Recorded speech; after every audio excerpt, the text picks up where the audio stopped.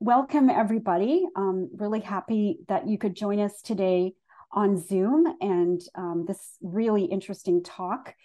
This is in a disembodied form, but it's a talk all about the importance of embodiment. So I really looking forward to our speakers today. Before we begin, I just wanted to acknowledge that Simon Fraser is located on unceded traditional territories of the Coast Salish peoples, and that includes the Tsleil-Waututh, the Squamish, and the Musqueam nations. So that's important embodiment for us to consider as we go forward with this talk.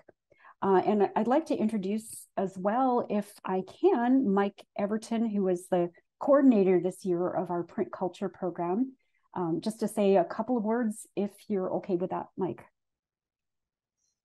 Hi, everybody. Sorry, I at least put a jacket on. I just got back from lecture and totally forgot I would have to say a few words about print culture. But yeah, thanks, Leith.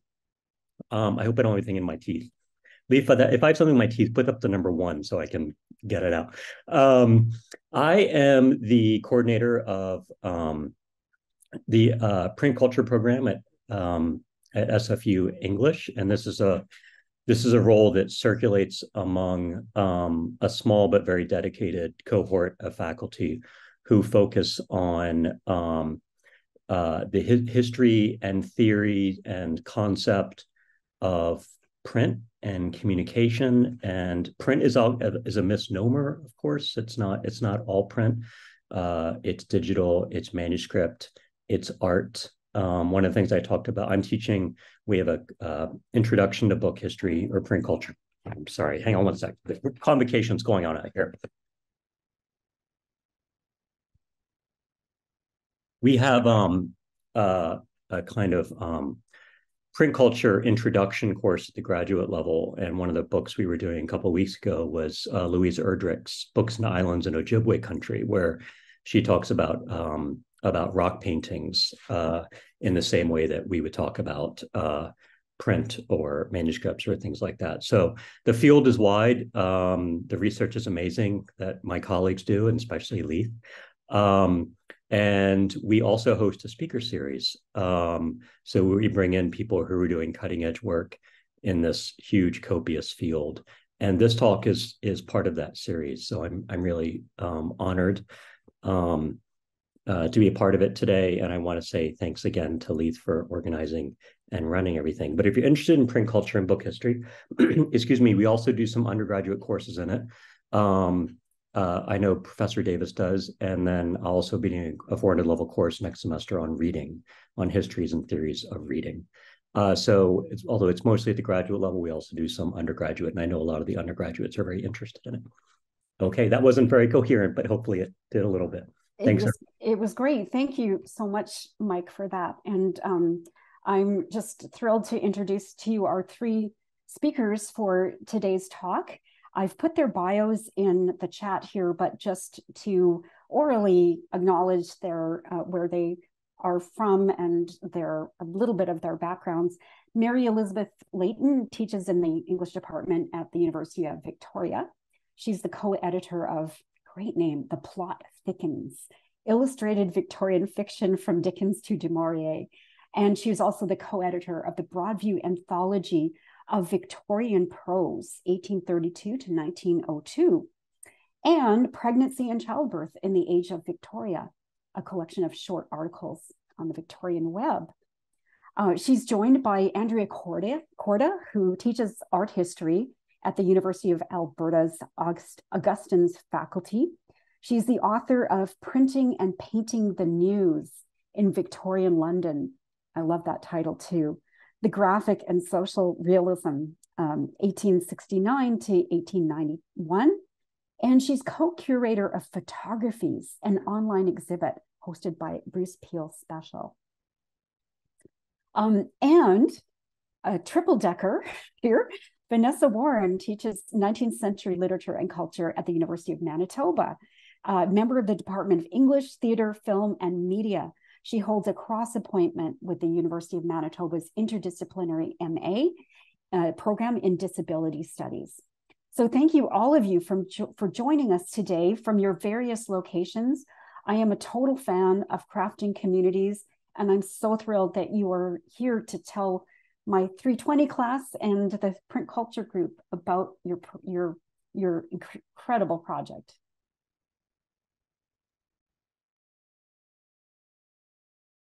Well, thanks so much, Leith, for that warm and welcoming greeting. We're absolutely thrilled to have been invited to talk to your fabulous class today.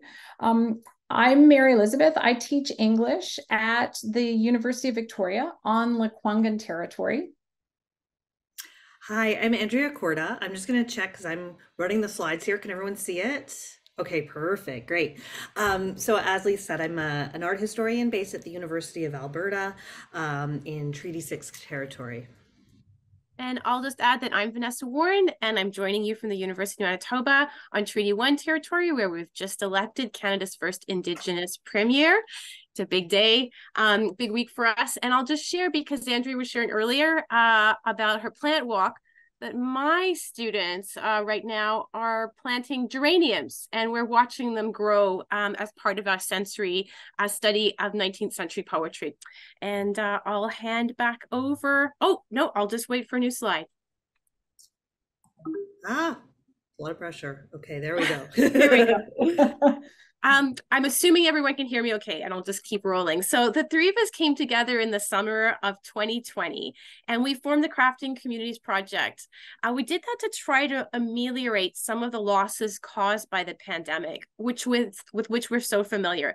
And those include lost opportunities for collegial connection and research and experiential learning opportunities. So over 2 years, beginning in fall 2020, we were really fortunate to hold over, I think it was 30 online events. We hosted scholars, makers, artists, and curators for different kinds of sessions. Some of them were pretty traditionally scholarly presentations, and others were hands-on workshops.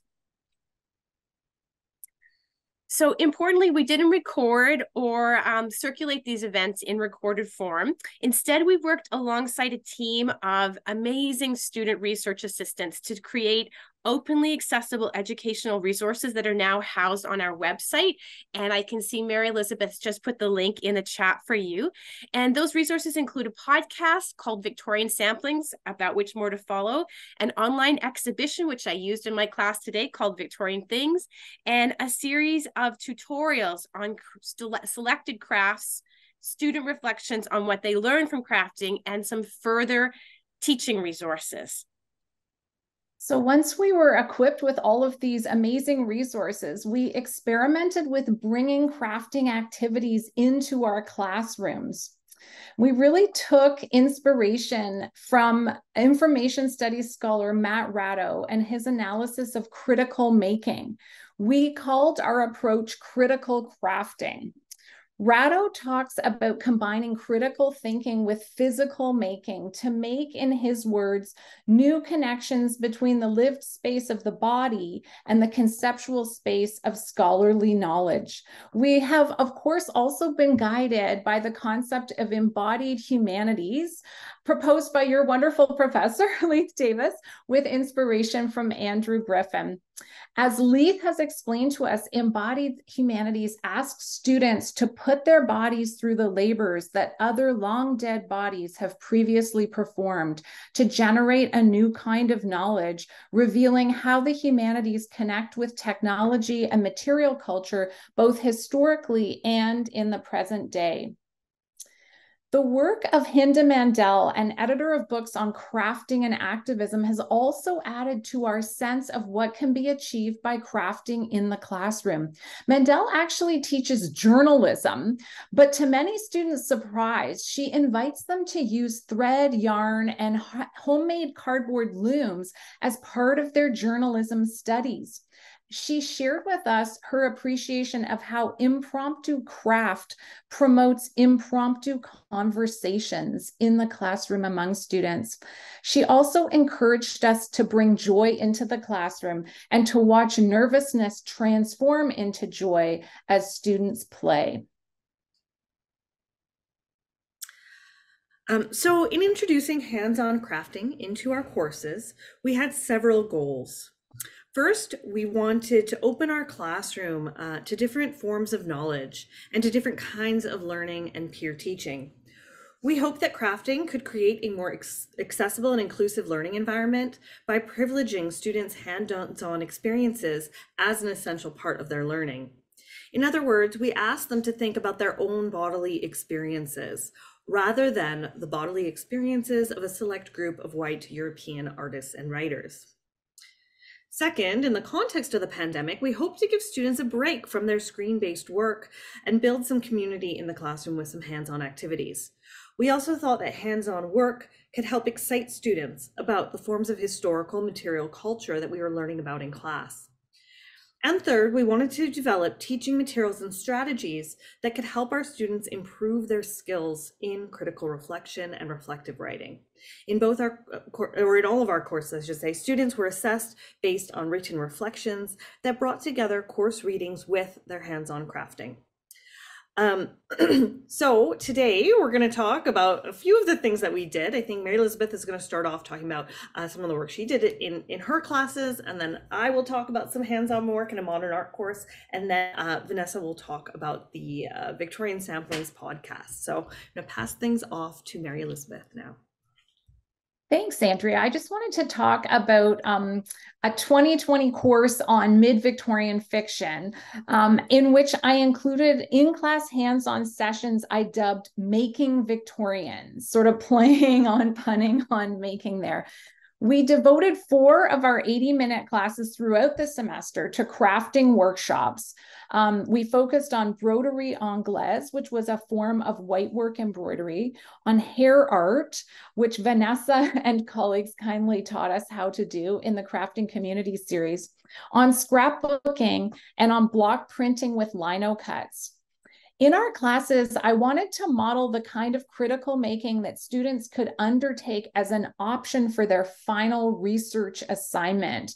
And this was an unessay project for which they would make something related to one of the novels we read together and then write a reflection on their making experience, as well as their project's connection to the particular novel they were focusing on. So on this slide, you can see some of the unessay projects that students designed, from knitting swatches and comic strips that engaged with Charles Dickens's A Tale of Two Cities, to a garden design and a mourning shawl that engaged with Charlotte Bronte's Villette. As a way of setting up our hands-on sessions, I provided a very short example in our first class together, and it's that first hands-on activity that I want to share with you just briefly today, that of writing and folding a letter. So before our very first class, I emailed students and asked them to bring a piece of paper and a pen with them. And I launched that class, as I did every class, by sharing an image of a 19th century object on the screen, in this case, a handwritten letter. I asked them to tell me what we were looking at and then to describe the letter. So students noted the different handwriting. This letter was actually written by various family members to another member. They noticed the cramped spacing on the page, the cross-writing, the address lines, and the seal. Our brief conversation in the classroom then opened a window onto various aspects of 19th century culture that we would consider throughout the course, from paper and postage to literacy and family bonds. And it also contextualized our first mini workshop on writing and folding a letter. To begin that mini workshop, I played a short video that our wonderful colleague, Catherine Golden at Skidmore College, had made for one of our crafting community's critical crafting sessions. I then asked students to take out the paper and pen they brought to class and to write a very short note to their future self about this particular class. And then together we folded up our notes in the way that Catherine had taught us in the video, tucking the ends of the folded letter into one another to make a neat little packet. We chatted briefly about this experience, and I asked them to save their letter by tucking it into their copy of A Tale of Two Cities so we could open the letters together at a future class. Some students chose to write one of their 3 assignment reflections on writing and folding a letter, writing one more letter at home, and practicing sealing the letter with wax. One student tried sealing her letter to a friend with candle wax and then using a coin for the seal impression, noting the intimacy and pleasure produced by that somewhat elaborate process. And on the right is a photo that another student sent me of a letter they mailed to a friend. Another student wrote to her great-grandmother remarking, "The process of writing and folding a letter was surprisingly emotional for me." And I'll note, many students were surprised that their packets, once stamped, actually arrived at the destination to which they had posted them. All the students in their reflections made fascinating connections between this activity and our first novel, Villette, in which letters play a key role. One student explained how our mini workshop made her understand the protagonist Lucy Snow's treatment of her letters as precious, almost sacred. And for a subsequent class, I replicated a letter that appears in Villette for them, cross-writing the original text that Bronte provides in the novel. And you'll see that cross-written letter there in the middle of the slide. Later in the semester, writing and folding a letter together in the first class also helped us to conceptualize how the narrative structure of A Tale of Two Cities actually works. So 6 weeks after that first class, when we wrote our future selves the notes and folded them together, we all opened together our folded notes to our future selves and we shared what we had written. Some letters, including mine, vividly recalled events that we had utterly forgotten. And then we talked about the explosive power of Dr. Manette's letter in Dickens's novel, which was written while he's imprisoned in the Bastille, and then it's produced as evidence many, many years later during the trial of Charles Darnay, a relative of the corrupt Evremond family, whom Dr. Manette denounced in his letter. Dickens actually includes the complete text of Manette's letter in the novel, vividly depicting the historical past and its reverberations in the novel's present. And so I think our letters to our future selves really provided a helpful material analogy for the novel's complex narrative form. Weaving this first hands-on mini workshop throughout the course into take-home assignments and continuing class discussions focus students' attentions on letters and other forms of communication in our novels. And I think it helps set the stage for our collective focus on Victorian material culture. And I'll pass it over to Andrea now to tell you about her class. Thanks, Mary Elizabeth.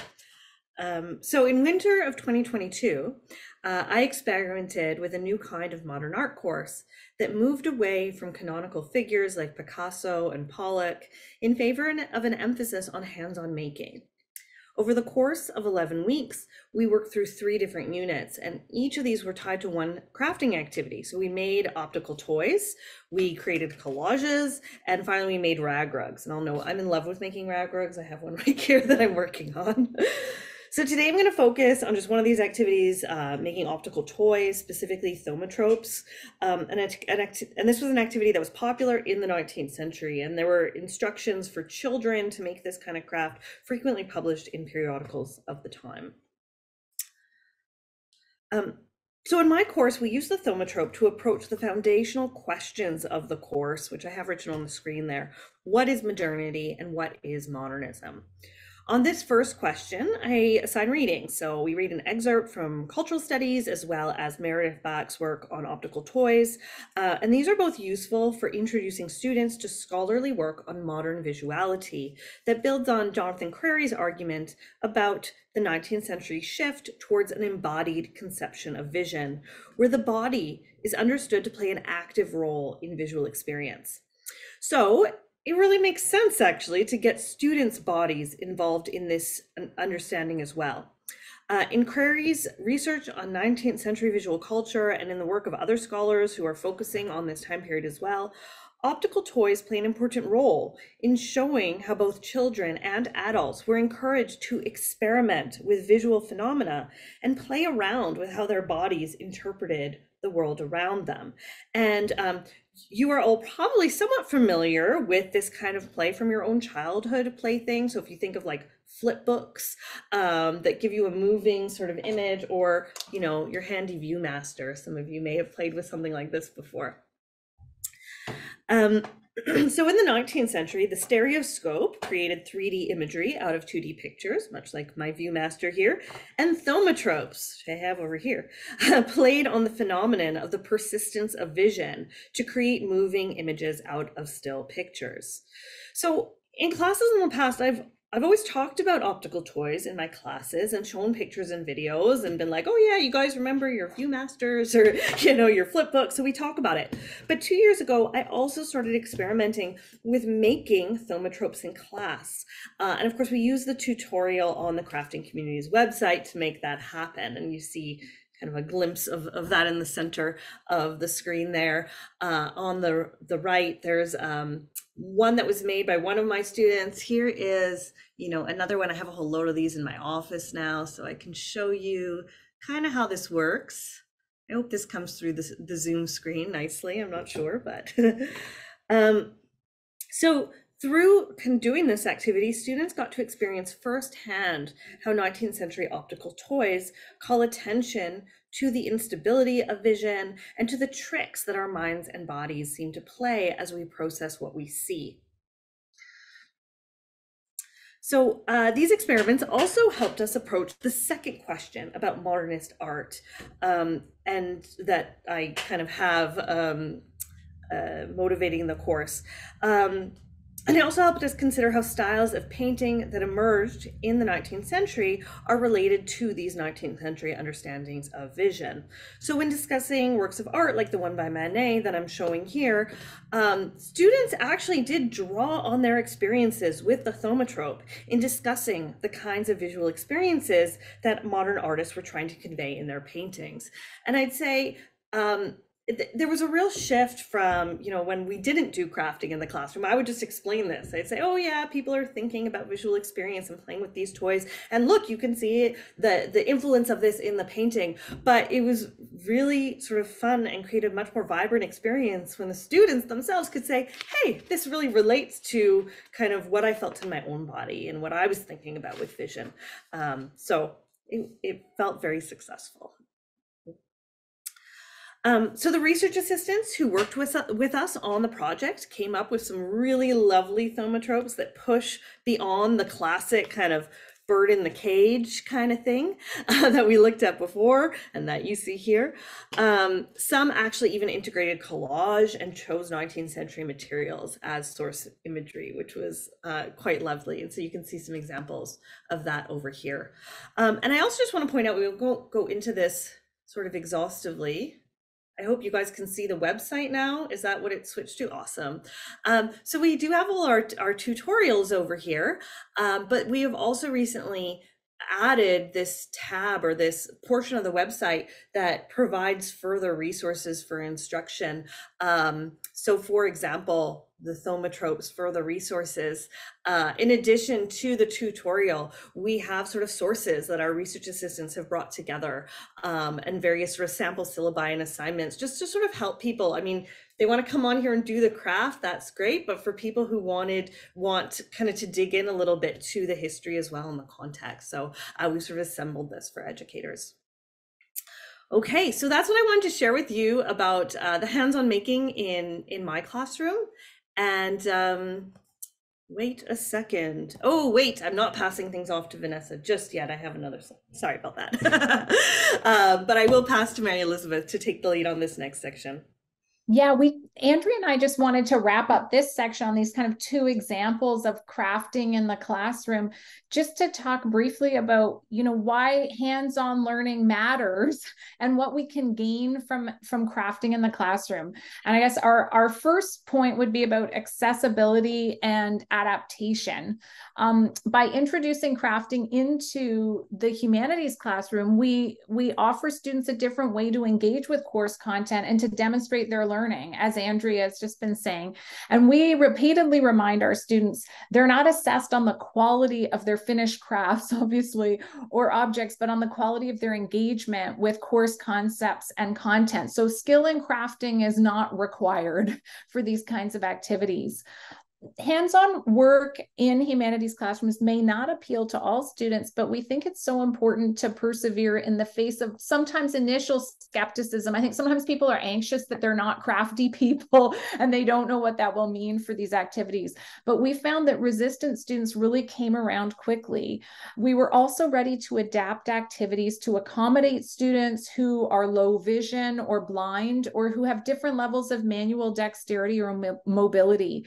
And this adaptation always plays out differently depending on the activity. So the second point that we wanted to highlight is about embodied and collaborative learning. This embodied approach to course materials that crafting demands really changes the classroom dynamic away from a delivery model and towards a more collaborative model where we're co-creating knowledge alongside our students. Although it's always kind of important to keep in mind that students' bodies, experiences, and family histories are all situated differently in relation to the histories that we're learning about. And so it was really important for me to keep this in mind and make space for these different relationships to the course materials. But I think also as we are kind of integrating this kind of embodied learning, it's also an invitation to students to bring their bodies and their experiences in the class into the classroom with them. I also want to note the emphasis on process and the way that crafting really emphasizes process. Many students said explicitly that they really appreciated the focus on process that crafting entailed, and how this, these activities really put that front and center of our work together. I took every opportunity I could to point out similarities between an activity like rag rugging and other kinds of coursework. Both ask you to engage with the unknown, right? You're learning something new, and it really should involve making mistakes and then learning from your mistakes and moving on.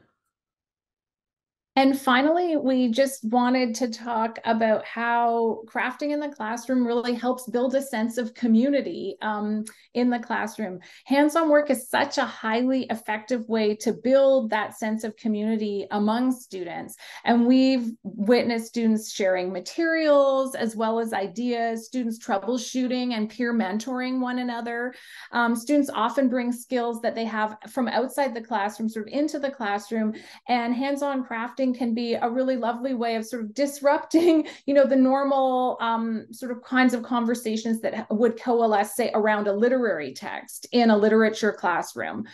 Students really come to know one another through this shared adventure in crafting. And we've also found that making together promotes a sense of connection that often extends beyond hands-on work and supports students in other aspects of classwork, even beyond the classroom. So at this point, we want to hand over to Vanessa to talk about the fabulous resource and learning opportunity that was the podcast.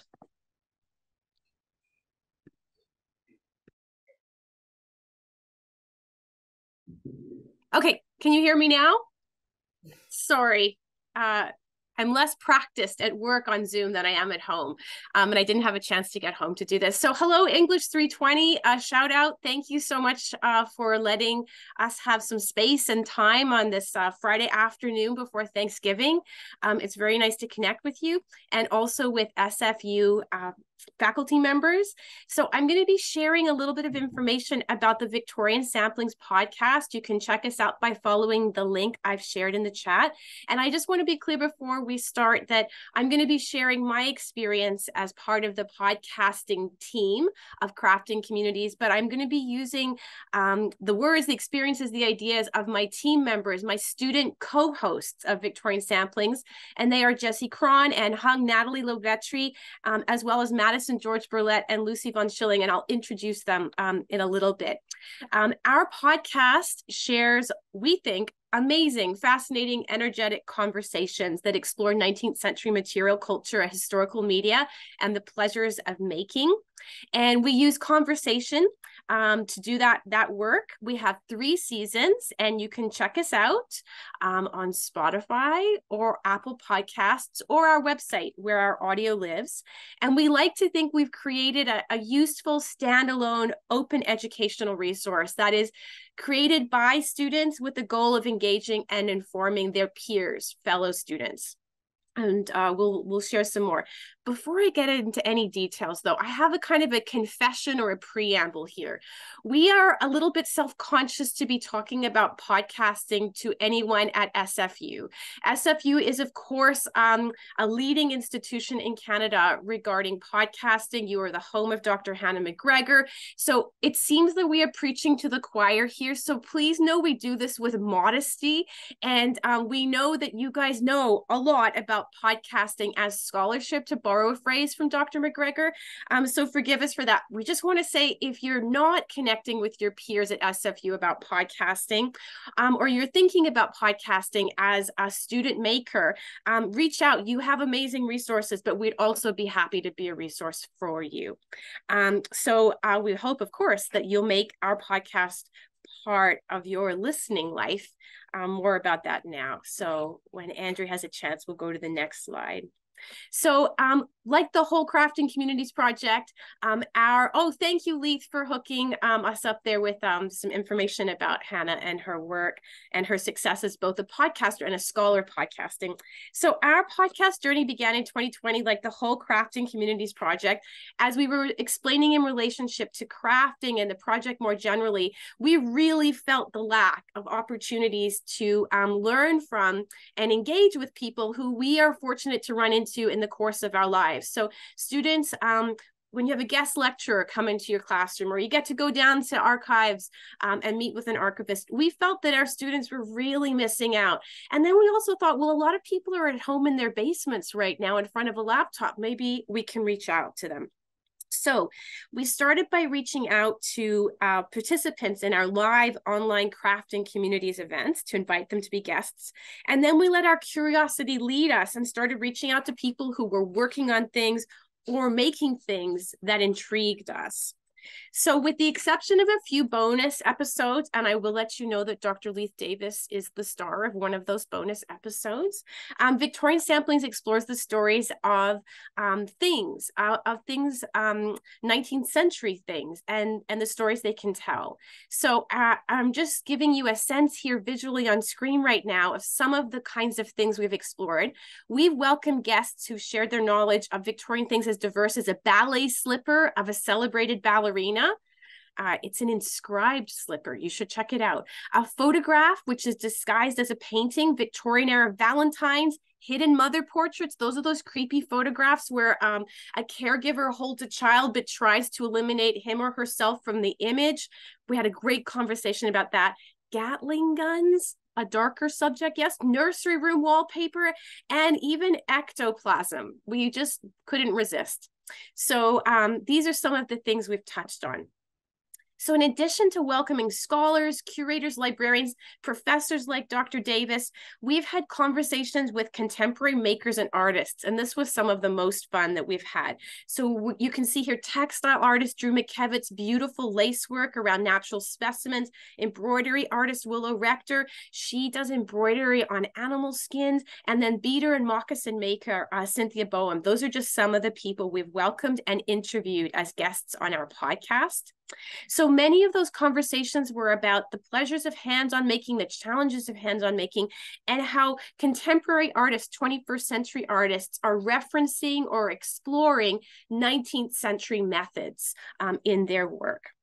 So a little bragging here. If you're checking out our website right now, you'll see that we've shared to date 3 seasons and a total of 24 episodes. Each episode is about half an hour. So, you know, you're unpacking the dishwasher. It's perfect. You're going for a run. It's spot on. Yeah. Some of them are as much as an hour. So, you know, keep running, keep tidying up the kitchen. And each one features about 3 or 4 experts. So as I noted before, you can listen on Spotify or Apple Podcasts or directly from our website where everything's archived.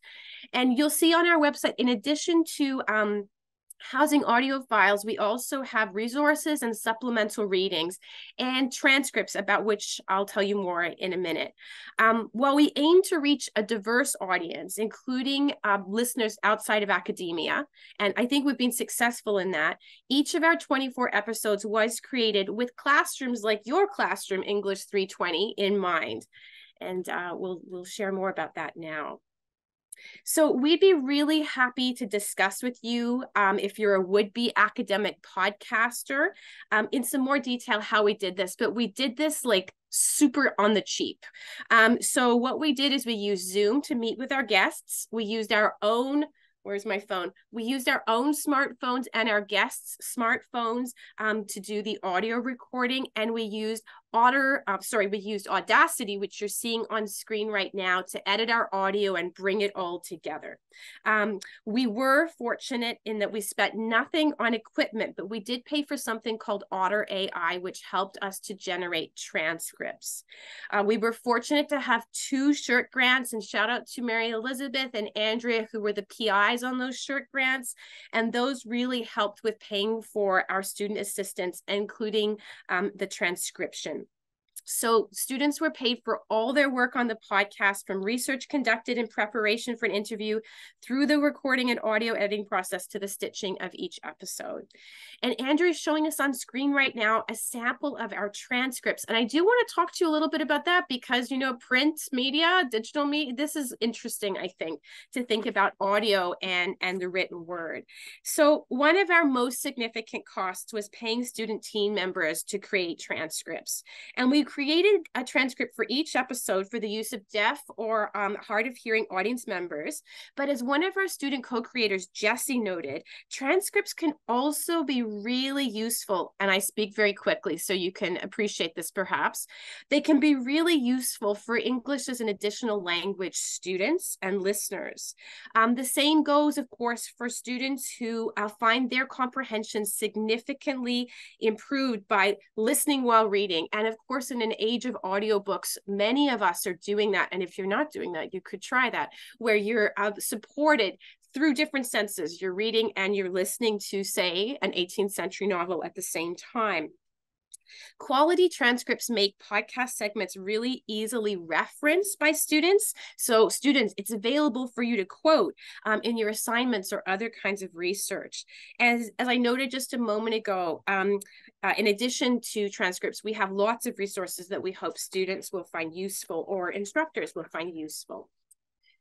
So additional benefits to the listener. So we're showing you this kind of cool image, I think it is at least, of a bunch of Victorians using headphones to listen to recorded sound. And while we're hoping that students, you'll please visit and make use of our website.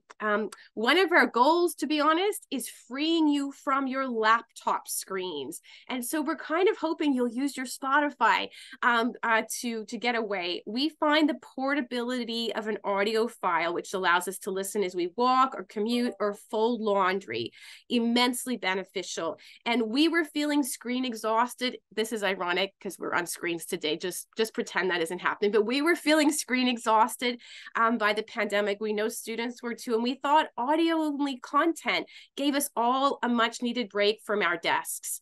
I really like the idea of students doing work for my class in their backyards or in a bath, as creepy as that might sound, and just getting a break.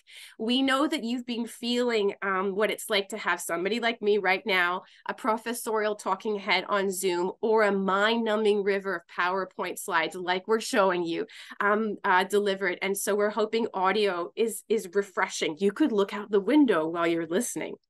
So we're super excited, as you can probably tell, about the pedagogical value of podcasts. And we just want to say to our fellow instructors, well, we have a couple listening, you can assign audio just like you assign readings. All of the audio out there is timestamped. So instead of assigning the chapter of an academic monograph, you can assign minutes 14 through 27 of an audio file. And the other thing we're really excited about is the idea of shared listening, of getting together in a place, and perhaps while you're working on your thaumatrope, you could be listening to an audio segment together. We think this is super exciting because it brings different voices into the humanities classrooms. Voices other than your professors, for example. Whether those classrooms are in person or face-to-face, we think that audio has a place there. So a message directly now to our student audience members, English 320 right now. One of the things we are hoping you will gain from assigned audio, that's the phrase that we're using in our classes, is heightened emotional engagement. So for many people, listening to conversation, kind of like reading other people's letters, generates a kind of thrill. Yeah, you're listening in. Listening to different voices and the emotions those voices convey, sometimes feelings of excitement or curiosity or uncertainty can engage us in the same way as really powerful writing. But we think as a team that a relaxed, chatty exchange between an expert and a curious interviewer can be far easier to engage, like to enter in, to digest, to even to care about than reading a chapter of a conventional academic monograph. So just a possibility. Importantly, conversation, I think this is something we're really excited about. Conversation models for listeners, including student listeners, ways to talk about ideas and ways to wonder out loud and ways to take risks. Yeah. So we've been listening, the team members, to audio again and again. We listened to the same interview many, many times. And we've always been energized by the voices of our expert guests. I have to admit, if we were just reading their fabulous monograph, we might be like, very interesting. But when we hear them talk about their fabulous monograph, well, it just feels really energizing. So we're hoping that there might be something especially welcoming to students about our format, which features the voices of 3 really wonderful students as co-hosts. We hope, in other words, that students' engagement will be deepened when and if they are assigned audio that features the voices of their peers in learning and escapes that professorial focus. So here's our team members.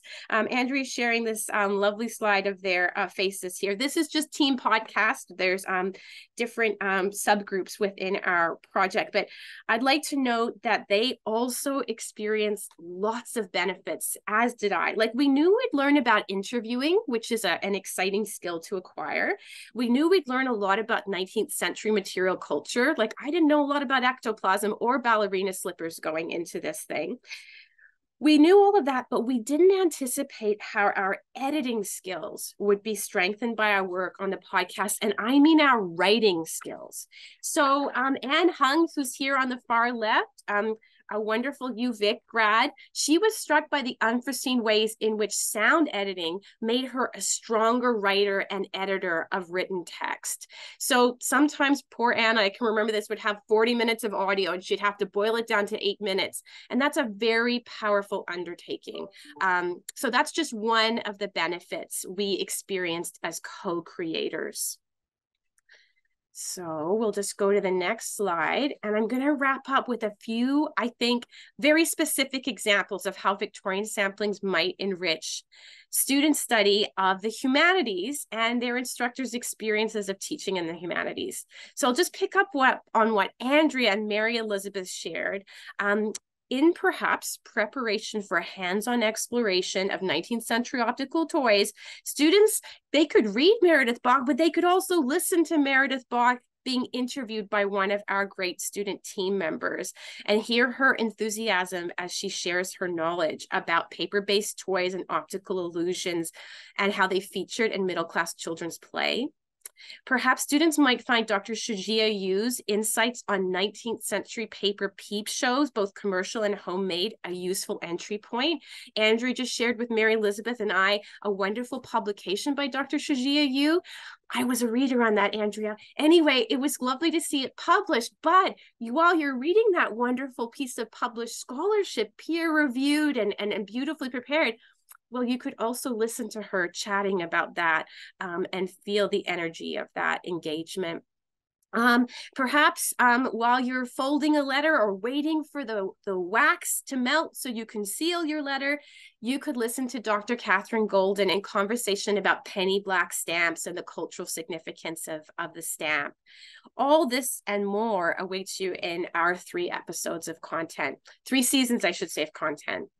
I'll just share about my own class because you're wondering why has Vanessa Warren put some creepy hair shaped into bracelets on the screen? Well, it's because my 2000 level Vic Lit course has been preparing to study the significance of human hair jewelry in, for example, Wuthering Heights by Emily Bronte. But today we were actually talking about this gorgeous photographic portrait of Elizabeth Siddal, a pre-Raphaelite model, muse, poet, and quite gifted painter in her own right.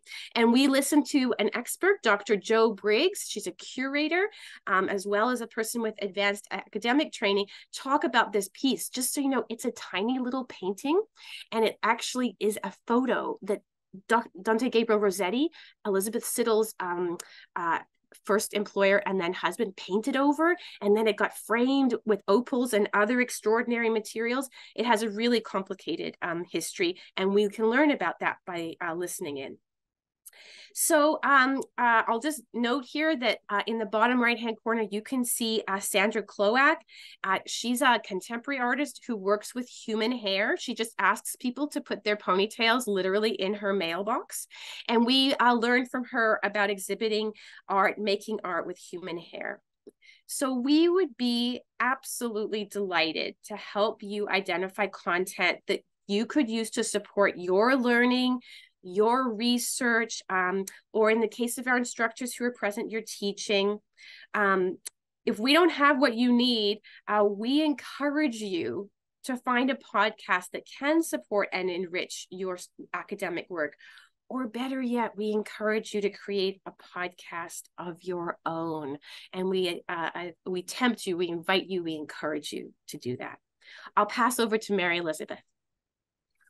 I'm just going to wrap up really briefly, and we just wanted to conclude by kind of connecting our remarks on hands-on classroom activities and podcasting. So on the one hand, Andrea and I talked about hands-on making in the classroom that really replicates and experiments with 18th and 19th century objects. And then on the other hand, Vanessa spoke about podcasting. And I think while these activities may seem really different, involving different skills and experiences, and even maybe senses, we think they're really connected by learning, making, and creativity, and by the pleasures of those experiences.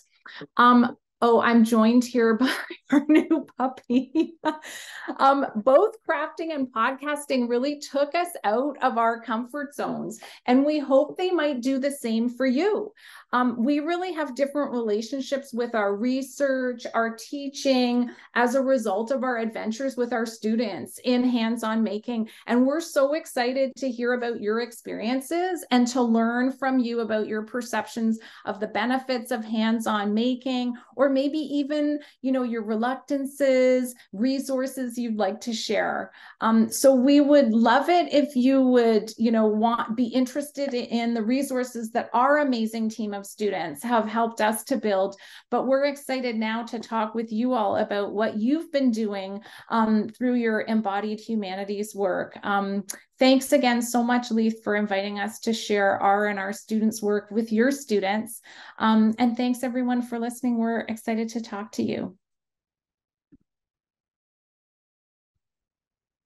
Thank you so much for that amazing talk. And I want to take those courses that you've been offering. Those sound really incredible. So a couple of things.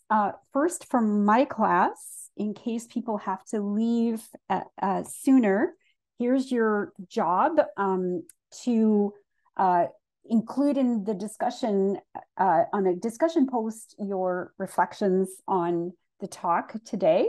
And I invite you to do that. And I also invite my class and all the other people who are joining us for this talk. If you have questions, please do. Oh, and be sure to follow Crafty Victorians on Instagram as well. If you have questions now, this is the opportunity to ask our three experts and collaborators about this kind of learning. So you can either bravely raise your hand, or you're also welcome to put any questions or comments that you'd like to to have shared with the speakers in the chat as well, and that's fine. And I'll just give people a chance to just think about that for a moment. I have a few questions I'd like to ask, but I'm just gonna pause for a second and see if there's anybody else leaping forward here. Wow, we've got like double screens here, so I'm toggling back and forth between my screens.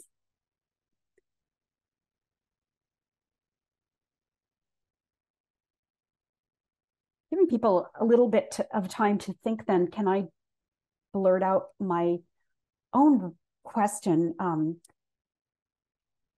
See if I can actually articulate it. We've been talking in my 320 class just about the changes that happen in a situation of media change, and how, in our case, looking at the 18th century, moving into a time of print saturation, that changes people's perspective on the other available media at the time. And in particular, we were looking at how shifting to a time of print saturation or print proliferation, as Paula McDowell suggests, made people think about orality differently, and they began to associate it with kind of a time of the past, or also it gets associated with lower classes, rural individuals.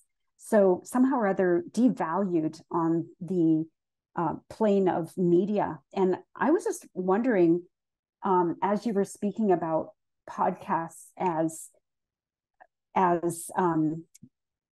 formats and genres, academic genres as well, I'm wondering if is there still part of that plays into the resistance to use podcasts? By the way, my students, I'm going to adjust our requirements to allow you to use podcasts as your academic resources. So I'm going to make that change. But just kind of thinking about that in general, is there still a resistance to that? And or obviously you guys want to change that.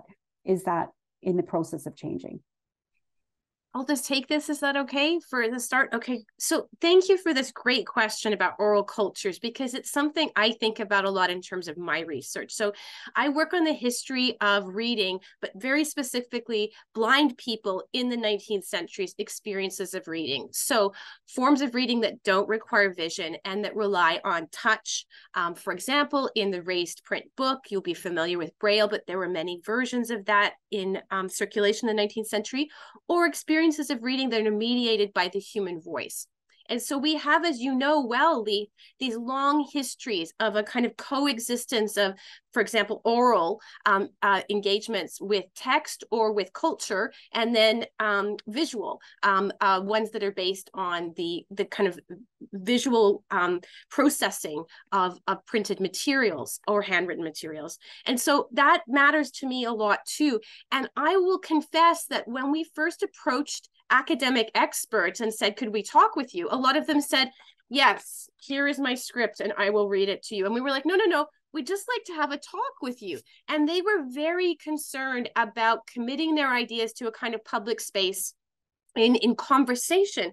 And I think that had to do with a different kind of valuing of the written statement versus something perhaps more spontaneous or grammatically incorrect that was kind of coming out of conversation. I think that showed a kind of an identification, like if you have serious ideas, you write them down and then perhaps you read them out loud, but they are written first. And we were trying to move away from that.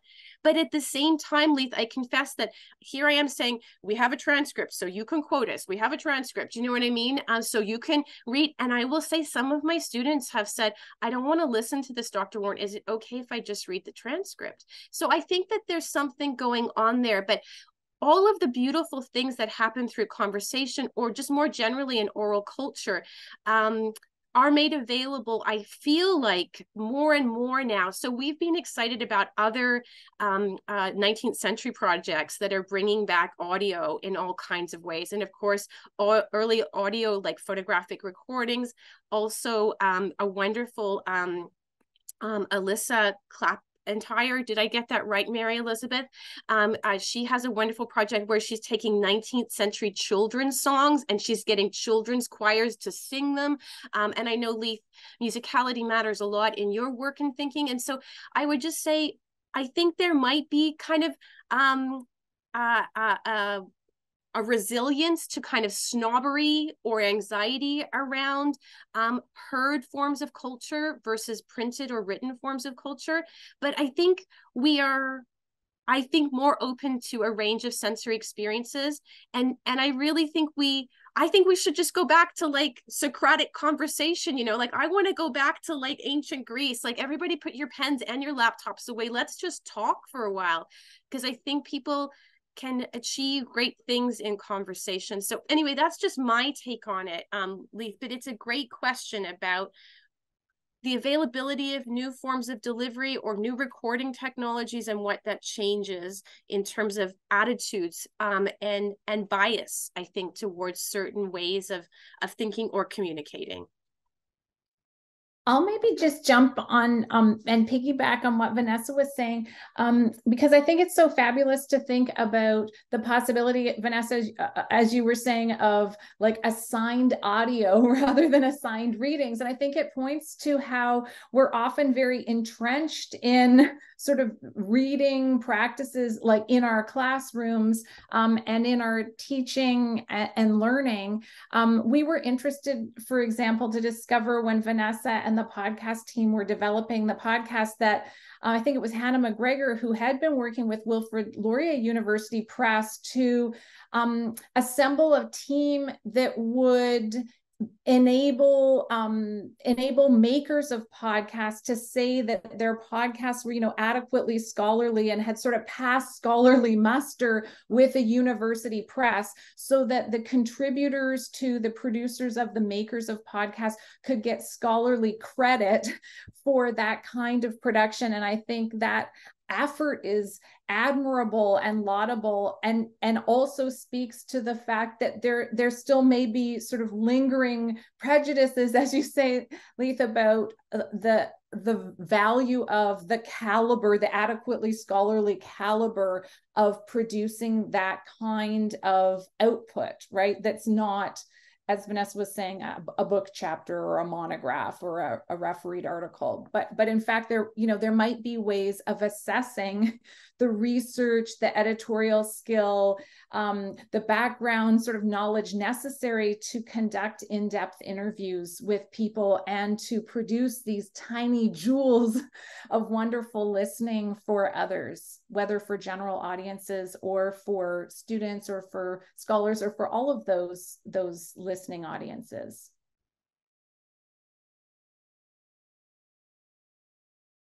I guess that's definitely something we've seen happening with digital as well, that used to be considered not as scholarly as print, and now that's definitely not the case. So I think that's the wave of the future, perhaps, that we're looking at that, and also a way of I like what you were saying about engaging audiences that are not necessarily scholarly, but people who are not maybe in academia, but are also very interested in hearing and thinking critically and connecting with other people who are also thinking and thinking critically too.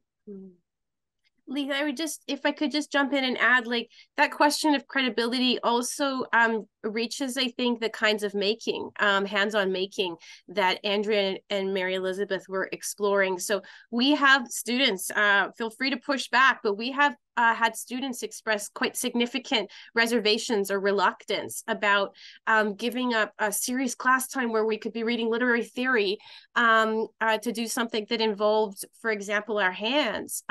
So, threading a needle and then attempting a first attempt at, for example, making a sampler, an important 19th century tradition. So women and girls using thread instead of ink to write with and to find expression and to demonstrate their literacy. We think that's a very valid use of classroom time and an important point of cultural engagement, but not everyone is convinced, Leith. So I think those kinds of biases or prejudices have something to do with audio, but they also have to do with anything that is a non-conventional form of engagement that is brought into the academic space. I mean, Andrea's wonderful walk today probably would not have been thought of as anything other than a wellness exercise 20 years ago. And I think we evaluate those things differently now, but we get pushback for sure on the making as well as the listening. Yeah. I thought the story I thought you were going to tell, Vanessa, too, was about one of our research assistants. We have one of the bonus episodes of the podcast is the research assistants talking about their work. And one of the students who was here at the Augustana campus with me at the U of A said that we had a whole kind of community of research assistants over the summer, not just mine, but across the campus that would get together. And the ones who were working for me, they said like they sort of became known as like the crafting research assistants, and they felt that they had to defend their work to the other research assistants to be like, no, this is serious stuff, like we're doing important work. But I can say we made converts for sure out of the ones who were working with us, who felt like very strongly about how important the work that they were doing was. And then, you know, they taught everybody else, so that was great. But also on the point of just, you know, what you're saying, Vanessa, too, about like the different forms of literacy, right, that we're working with here. And I think it kind of comes back to discussions too about universal design, because, you know, Mary Elizabeth and I, like in thinking about our crafting, you know, we mentioned the importance of accessibility and adapting things, but also I think it's so wonderful, like to be able to assign to my students, like you can go to the Victorian Things exhibition and we have some text there that you can go read, but if your thing is more listening, if you get more out of listening, there's this podcast episode with the person discussed, you know, in that exhibit, and it gives them these options. And yeah, that's just been kind of just wonderful to have that to share with students. Yeah, Mike, go ahead. Thanks everybody. That was awesome. It makes me think of a little anecdote. A few years ago, prior to COVID, we had in the English department here at SFU, we were in the early stages of making a deal with Audible to give students free access to Audible texts that were being taught in our first year courses. And it was kind of a pie in the sky idea. And we floated it, found somebody to Audible and float it with, and they liked it. And we got our foot in the door, and it seemed like things were moving ahead. Then we didn't hear anything for about a month. And the next thing I know, I get an email from the person at the company saying, "Oh, I've been fired." And I was like, I hope it wasn't for this idea, because he was so, you know, on the business side, they saw profit in it because they thought they could hook some people on it. And so I shouldn't use that term, but they thought they got people interested and see the value in their services, and they would get more subscribers. And then it would outweigh the potential costs of, you know, 700 or 800 free subscriptions for a semester to just a few titles. And I was teaching our first year course at the time, and told my students, and you know, I had 300 students in that class, and they were so like they just lit up when I asked them if they thought this would be a good idea. So I was thinking about that as you were talking, as Vanessa and you and Andrea and Mary Elizabeth were talking about the virtues of listening. Also, really quickly, you've totally converted me. I'm a big fan of anecdotes about material culture, but never ever bringing it, actually doing in the classroom. So I was, when I teach, I do American and 19th century American. So when I teach like Longfellow, and the students are like, "Oh my God, really, Longfellow?"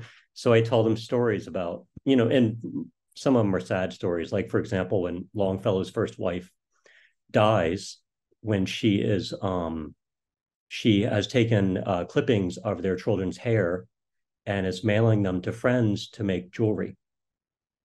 And either a candle fell on her dress that she was using, or some of the hot wax hit her dress, and the dress went up. And she was severely burned and eventually died. And so I often use these anecdotes of, I relate that to letter writing and things like that, and what you were saying about hair jewelry. And the students love it, but I've always been nervous, I guess, about making the jump to actually an embodied humanities approach, to use Leith's term, because I'm not crafty. So I'm really thankful to you all for providing these resources that I can at least point students toward. And maybe one day I'll get to the point where I'm gutsy enough to try my own hands at some of this stuff. So thank you very much. I also want to say that sometimes these activities work best when there's students in the class who are better at the craft than I am, because although I really enjoy crafts, I'm actually not like a very, I'm not particularly skilled with these things, and I tend to be very messy with my crafts, which is kind of why I like crafts and things like rag rugs, because they're very messy. And it's just lovely. There's always students who are better at it than I am. And it's great because that's another way in which the dynamic of the classroom shifts. And then those really skilled, like, you can always pick out the people who are like the sort of textile experts. They start kind of helping their peers, and it's just, it creates some really lovely community too. Yeah, and real quickly on that note, the one thing I have tried is the letter writing, where you maximize the whole page. And I was interested, Mary Elizabeth, you said that one of your students had described the experience of writing and sending a letter as, I think I got the quote right, surprisingly emotional. Is that right? Could you say a bit more about that student's epiphany is not the right word, but experience of it? Yeah, I think that student was not alone in finding the letter writing sort of emotional. And it seemed in their reflections when they spoke about this that it had to do a little bit with time and intentionality, right? Like they would talk about how texting is like very back and forth and very snappy and very brief, very informal. But when they were writing, particularly if they were going to try it sort of with a quill pen or with ink, they felt that they wanted it to look aesthetically nice, as well as, sort of accomplishing the task. And so they said they would need to think more carefully about like the syntax of a sentence. And, there are no emojis available, or there's sort of no short forms. They're thinking about how to write at some greater length. So I think they found it at once like possibly a little more formal than their informal everyday modes of communication. But they also found it sort of imbued with a kind of intention and thoughtfulness, maybe because it went, it might take them quite a few minutes to do it. And then they talked too about like not only the emotion they held in their hearts for the person to whom they were addressing the letter as they were writing the words, but also the sort of feeling of pleasure they got from how it looked on the page, from the folding. And there would be these kind of sighs of pleasure in the class on the first day when following Catherine Golden's instructions, we sort of fit the ends into one another and turned our letters into these perfect little sort of packets.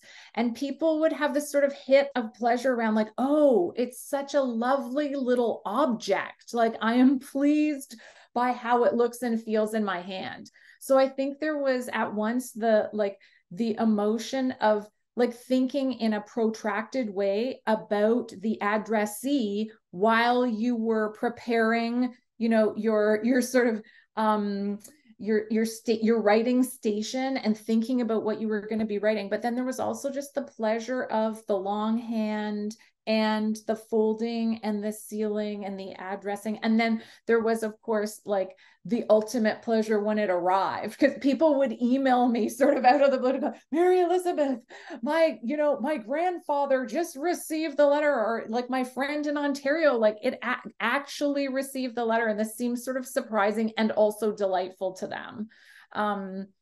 And then, of course, that was fun because we could talk about time lag, which, of course, in 19th century fiction is like such a huge plot point. But you don't just send the text and then it arrives 1 second later. Like, you might be sending the mail, you know, and it might be going across the world, and then events, you know, plot points are happening in the sort of now of the narrative, and those characters aren't going to find out about what has happened. I'm thinking of like Gaskell's, you know, Wives and Daughters, where someone's fiance doesn't find out until many months later that she's actually, you know, broken up with him, and she's with someone else. By the time the guy gets the letter sort of in South Africa, there is what the person he thought was his fiance has been with someone else for sort of months and months.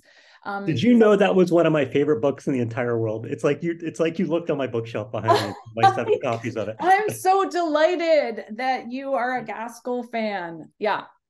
Can I just chime in, Mary Elizabeth, and just to add, on a darker note, some of the emotions we encounter are frustration and exhaustion informed, and we love those too. So I've had students write, this is a much more mundane experience than Mary Elizabeth invites them to have, but I asked them to write out a letter from a 19th century novel or novella. So we've used Strange Case of Dr. Jekyll and Mr. Hyde. Write out Dr. Lanyon's letter. It takes forever, even if you're not using a dip pen. So our reading experience or listening experience of that is super rapid. Do the manual labor, and then you realize the investment, as Mary Elizabeth was saying, of time, but also the physical weariness of it, the discomfort of it.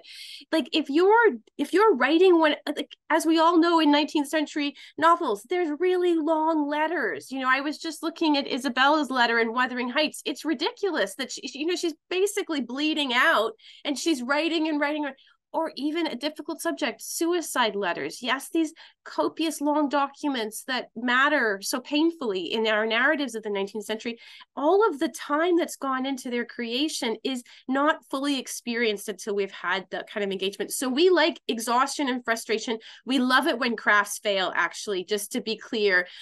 We think it's great when students try to make a piece of hair art and they just make a clump of hair and they want to chuck it across the room, because that's a great thing to discover. May I ask just real quick? I don't mean to dominate. Just one more thing. Some of what you were saying reminds me of recent scholarship on taking notes in class by hand. The fatigue, the exhaustion, but also the intentionality, to use your term, Mary Elizabeth, and why it sticks in the brain better. Because the jury is in. Like, there's no comparison between typing and handwriting notes. And I've been talking with my second year class about this. Difficult, fatiguing, but also there's something, you know, it activates things in the brain that are related to memory and comprehension and imagination and all these other things. So it's interesting how it actually kind of it mirrors some of this stuff. Okay, thanks very much. Yeah. I was also thinking, this is directed to my class. We're going to be reading the novel Pamela, which is all letters and and journal entries. And so next week we're going into the lab to do the writing, creating quill pens and writing with quill pens. And just bear in mind as we do that, just how labor intensive it actually is and what kinds of skills are involved in it. So Pamela's a very low laboring class family, and she learns how to read and write, and she writes this novel basically about her experiences. So and there's even moments in this which are kind of hysterical, because she's writing this letter even as somebody's coming in, and she has to put everything away. And the question is, how could she possibly do that? She's in the midst of the ink and the paper and everything just out there. So no way would she be able to be quite so secretive about it. I wanted to maybe just, I realize we're getting towards the end of our time here. Maybe just one last question, unless there's anybody else jumping up to ask anything. This is picking up on the idea of reflection, and hopefully this will also be really helpful for my students to think about. you mentioned that part of what your project was doing was engaging students in becoming better critical thinkers, reflecting on their experiences. So, and I'm just wondering if you could talk a little bit about going from that, that level of this is what I did, this is what I noticed, to taking it to a critical, reflective perspective. Well, maybe I can start off on that one because it's something that we talked a lot about and worried a lot about too, of, then like, how do you assess these things? And I know for me in my classes, I mean, on my campus, we have a core curriculum where kind of critical reflection is built into that. So for me also, it was important for this kind of work, for the crafting work, but also for some of the other teaching that I'm doing to figure out, okay, how am I actually going to teach this to students? And well, so I did lots of reading from basically what other educators have said, like what is critical reflection and all that. And I just, I came to the conclusion for myself that these kinds of crafting activities was such a good way to model critical reflective writing, because the sort of modules or the formulas that I came across of like, okay, what is critical writing? It was very much, I mean, I think we all know this, so forgive me if this is just super obvious, right? But this idea of like, okay, you have your critical framework, and then you bring your own experience into that, and you kind of like see how these work together, and how like one informs the other, but maybe also challenges or disrupts the other. And I think it helped for my student. I thought it made it so clear that there's this sort of clear divide between, okay, the thing we read, then the thing we did with our hands. And so it helped me to really kind of explain those two pieces you're putting together, that I think is different from when I'm asking them to write like a critical reflection on a reading that we did, thinking about how they thought about it, right? Where both pieces are a little bit abstract. And so for me, yeah, it kind of helped me to like explain to them what I imagined they were doing when they were reflecting critically. We did, like, I think between the three of us have all sort of shared rubrics and shared experiences, and then, tweaked rubrics based on our conversations. And so just for any of the instructors out there, we are very happy. Actually, on our website in the teaching resources, we have our rubrics that we have used to grade this kind of reflective writing. And it's something that we're always kind of working to improve. So I have, shared this with people, and like people said, oh, you said you'd share your rubric. Would you share it with me? And I send it to them and I say, yes, please use it. And then tell me what you've improved when you're done so that we can keep building it, because I think it's an ongoing process. But that's been some of my experiences and sort of thinking about that. I don't know if Mary Elizabeth or Vanessa, if you want to jump in as well. I think that was great. Andrea has really been one of our leaders on this kind of question, and I've learned so much from her and from her leadership on that. So I think you did it for me, Andrea. Yeah, me too. Thanks, Andrea. Awesome. I put that link. I think this is the link you were talking about. So my students can have a look at that, and other instructors here can have a look at that. Okay. Well, I feel like there's a conversation that we could have a lot more speaking, but I'm also aware that we are you're 2 hours ahead of us, Vanessa, and that Zoom, we have been Zooming for a long time, and there is that kind of Zoom eyeball fatigue that hits in, as you were so accurately describing there. So I'm gonna leave us with the sort of sense that less is a little bit more in this case, and I'm hoping you could put your email addresses in the chat here in case students want to ask you directly some questions that they weren't thinking of at the time or might be reflecting later on. That would be wonderful. And just wanted everybody to join me in thanking you for this amazing talk, this amazing project, and just a really fascinating and forward-thinking project that moves us, I think, in really unsettling the classroom and decolonizing, if I can use that word, moving towards changing the kinds of work that we do as scholars, as students, as instructors, et cetera, et cetera. So many, many, many thanks for your project. And thank you for joining us today to talk about it so eloquently. Thank you so much, Leith. And I'm seeing all these thank yous. I see lots of thanks all. there. Yeah, everybody's being quiet here, all my students, but obviously lots of appreciation there. So wishing everybody a really good Thanksgiving, and 320 students, we'll see you next week for some embodied work that we'll be doing with quill pens and writing. And for the rest of you, happy Thanksgiving, and thank you so much for joining us today.